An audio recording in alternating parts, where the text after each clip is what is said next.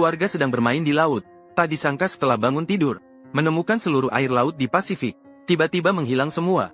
Kapal pesiar langsung tenggelam di lembah laut. Melihat pegunungan laut yang luas, semuanya terbuka di udara. Kejadian mendadak ini mengejutkan keluarga itu. Tidak hanya itu, ketika John mengeluarkan kompas, mencoba mencari jalan keluar, baru terkejut menemukan arah kutub utara dan selatan sudah terbalik. Jelas ini tidak mungkin terjadi. John hanya bisa menebak. Kompas mengalami kerusakan. Kemudian dia memperbaiki radio kapal, dan berhasil menghubungi kapal selam penelitian. Dari deskripsi mereka, dia baru tahu medan magnet bumi mengalami pembalikan semalam, menyebabkan air laut membanjiri semua benua. Sudah tenggelam semua. Berdasarkan data dari instrumen kapal selam, para ilmuwan menduga medan magnet terbalik. Kemungkinan besar akan terjadi lagi minggu depan, saat air laut yang hilang di Pasifik akan kembali semua.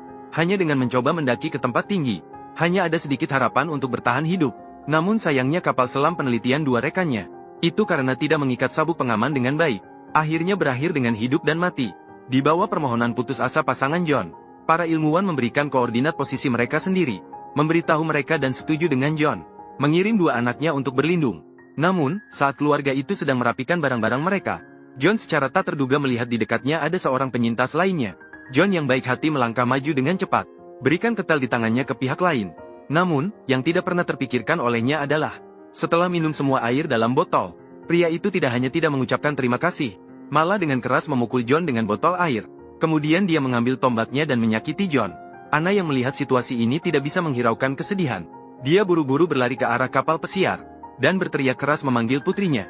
Sayangnya, pada saat itu putrinya sedang menggunakan headphone, tidak bisa mendengar suara apapun. Dan Anna juga diserang oleh tombak yang dilempar oleh seorang pria, menggores lengannya hingga dia menahan rasa sakit dan merangkak naik ke kapal pesiar. Barulah putrinya mendengar suara dan keluar dari kabin, sambil melihat juga ayah yang sudah tergeletak, bersama dengan pria yang sedang mendekat perlahan.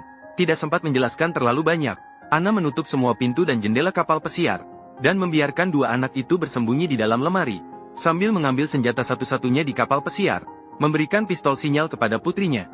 Ketika dia terlihat, dia langsung menembak. Setelah menyiapkan anak-anaknya, pria itu juga sudah naik ke kapal pesiar, dan terus-menerus mengetuk pintu kamar. Ketika pria itu berhasil masuk ke dalam kapal pesiar, Anna sudah mengambil pisau buah, tersembunyi di toilet. Sementara pria itu pada saat pertama kali masuk ke kapal pesiar, menemukan sebotol kaleng, mulai melahap dengan rakus, kemudian mulai mencari dengan santai setiap sudut kapal pesiar. Ketika dia masuk ke toilet, Anna juga sudah melarikan diri melalui lubang di kapal. Sayangnya, meskipun dia berhasil menghindari pria, namun tidak luput dari perhatian anjing, dan teriakan mengerikan anjing sebelum tertusuk, juga menarik perhatian pria tersebut. Sementara itu, Anna diam-diam dari bagian depan kapal kembali ke dalam. Saat dia bersiap-siap untuk melarikan diri dengan anak-anaknya dari sana, tiba-tiba seorang pria muncul dan memukulnya jatuh ke tanah. Melihat Anna hampir dicekik dari dalam lemari, anak perempuan itu menahan ketakutan, membuka pintu lemari dan mengarahkan pistol sinyal ke pria itu. Meskipun dengan bantuan pistol sinyal, keluarga itu sementara itu terhindar dari bahaya. Namun kabin kapal terbakar hebat karena itu. Keluarga yang melarikan diri berdatangan ke samping John. Namun sebelum mereka sempat merasa sedih, Anna melihat pria itu tiba-tiba berlari terhuyung-huyung dari lautan api menuju mereka, membawa dua anaknya melarikan diri sepanjang hari. Mereka bersembunyi di tengah sebuah lembah. Sampai saat ini, Anna punya waktu untuk melihat posisinya di peta. Namun, anak laki-laki itu menyalahkan dirinya sendiri saat ini. Ternyata pada pagi ini, dia mengikat balon itu di tempat tinggi, mencoba meminta bantuan dari luar. Dan orang yang memukul ayahnya, jelas-jelas dia menemukan mereka melalui petunjuk balon itu. Baru menemukan mereka, anak laki-laki yang tidak bisa memaafkan dirinya sendiri, bahkan tidak mau minum sedikit air pun. Setelah keluarga itu istirahat sejenak, tidak lama setelah melanjutkan perjalanan, pria itu juga sudah sampai di lembah ini. Dalam proses pelarian keluarga itu, anak laki-laki menemukan seekor hiu. Dia dengan rasa ingin tahu mendekati dan bermain-main dengan mulut hiu itu. Saat Anna berbalik dan mendorong anaknya untuk melanjutkan perjalanan, dia secara tak sengaja melihat melalui teropong.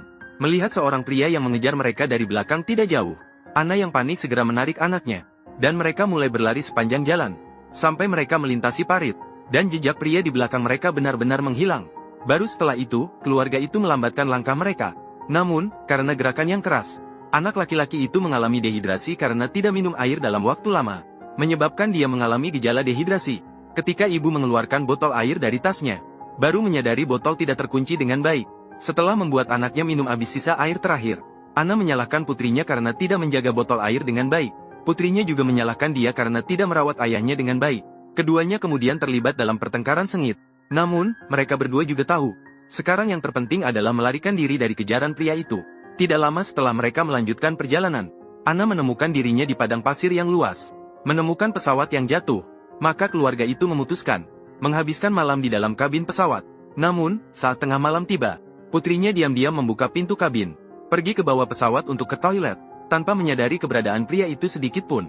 Mendekatinya dari belakang. Saat pria itu bersiap, Anna yang waspada tiba-tiba melompat keluar dari samping. Pisau di tangannya terus menusuk dada pria itu, hingga pria itu benar-benar tidak bergerak lagi. Dalam pelukan putrinya, Anna akhirnya berhenti perlahan-lahan. Keesokan harinya, pagi-pagi sekali, keluarga itu mengikuti koordinat yang ditentukan secara ilmiah, melanjutkan perjalanan ke arah kapal selam.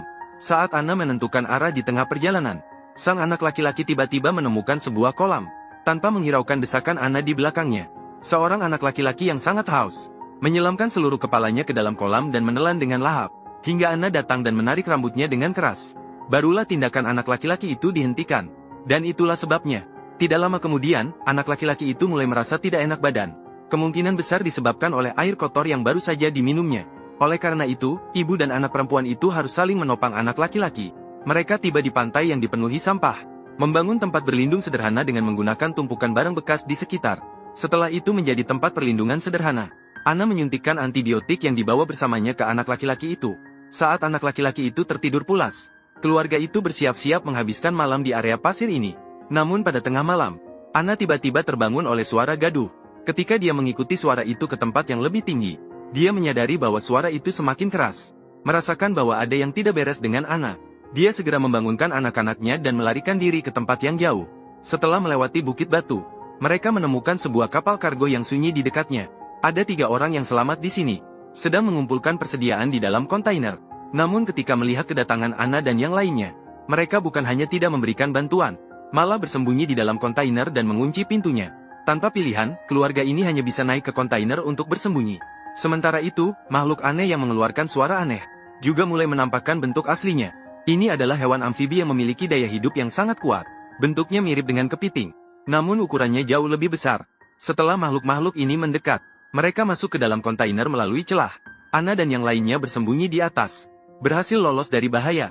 Setelah semua makhluk itu pergi, keluarga itu dengan hati-hati turun dari kontainer. Langit saat ini sudah penuh dengan pasir angin. Sementara keluarga itu bersembunyi di dalam kontainer, Anna meminta anaknya mengeluarkan peluru dari senapan berburu. Kemudian, ia mengarahkan bubuk mesiu ke luka yang sebelumnya. Di tempat luka yang terpotong oleh kepiting itu, dengan bantuan korek api, Anna berhasil menghentikan luka tersebut. Setelah cuaca kembali normal, mereka mengumpulkan banyak persediaan yang diperlukan untuk bertahan hidup, serta menemukan sebuah walkie-talkie, terhubung dengan ilmuwan di dalam kapal selam. Baru mengetahui makhluk yang menyerang mereka adalah makhluk dari kedalaman laut yang berbahaya. Setelah air laut menghilang, makhluk ini berburu di lingkungan yang gelap. Setelah mengetahui Anna kehilangan peta saat melarikan diri, ilmuwan melepaskan sinyal flare ke langit sebagai petunjuk arah. Keluarga itu mulai bergerak menuju arah kapal selam mengikuti jejak flare. Ketika mereka mendaki ke dataran tinggi, mereka melihat posisi kapal selam tidak jauh dari sana. Sayangnya, di antara mereka ada jurang besar. Kepiting-kepiting sebelumnya mungkin bersembunyi di tempat gelap di dalamnya. Namun sekarang medan magnet bumi akan segera terbalik lagi. Air laut juga akan kembali. Keluarga itu tidak punya pilihan lain selain merayap dengan hati-hati ke dalam jurang ini. Namun belum lama berlalu, terdengar getaran hebat di atas jurang. Banyak batu mulai jatuh, dan untuk melindungi 2 anak itu dari cedera, sayangnya, Anna terhalang oleh batu besar di jalannya. Setelah keadaan perlahan-lahan tenang, Anna menghentikan langkah putrinya yang ingin menyelamatkannya. Karena kapal selam itu hanya memiliki 2 kursi tersisa. Meskipun dia tiba di sana, dia sulit untuk lolos. Setelah mengetahui hal itu, kakak hanya bisa menarik adiknya keluar dari ngarai ini. Namun setelah mereka menemukan kapal selam penelitian ini, kakak baru menyadari bahwa ilmuwan sebelumnya juga diserang oleh kepiting itu dan terluka parah. Ilmuwan yang menyadari bahwa dia tidak bisa bertahan hidup lagi juga memutuskan untuk melepaskan tempatnya. Setelah mendengar ini, kakak segera melepaskan beban dan pergi mencari ibunya. Sementara itu, ibu yang terjebak di ngarai itu kembali diserang oleh kepiting. Saat dia hampir kehabisan peluru dan nyaris celaka, putrinya yang tiba tepat waktu membantu Anna keluar dari situasi sulit. Ketika Anna dan mereka sampai di kapal selam, ilmuwan itu telah kehilangan nyawanya. Namun, banyak sekali kepiting juga mengejar mereka ke sana. Setelah berhasil bersembunyi di dalam kapal selam, banyak kepiting telah mengelilingi kapal selam dan mencari pintu masuk. Saat itulah medan magnet bumi mulai berbalik. Air laut yang menghilang datang kembali. Melihat gelombang besar di kejauhan melalui kaca, keluarga itu segera kembali ke kursi dan mengikat sabuk pengaman. Kapal selam terus berguling di dalam air laut dan berguncang hebat. Ketiganya pun jatuh pingsan. Ketika mereka perlahan sadar dan keluar dari kapal selam, Anna menyadari mereka telah terdampar di daratan oleh gelombang. Kota yang dulu ramai di sini kini telah menjadi reruntuhan. Keluarga itu akan segera menghadapi ujian baru.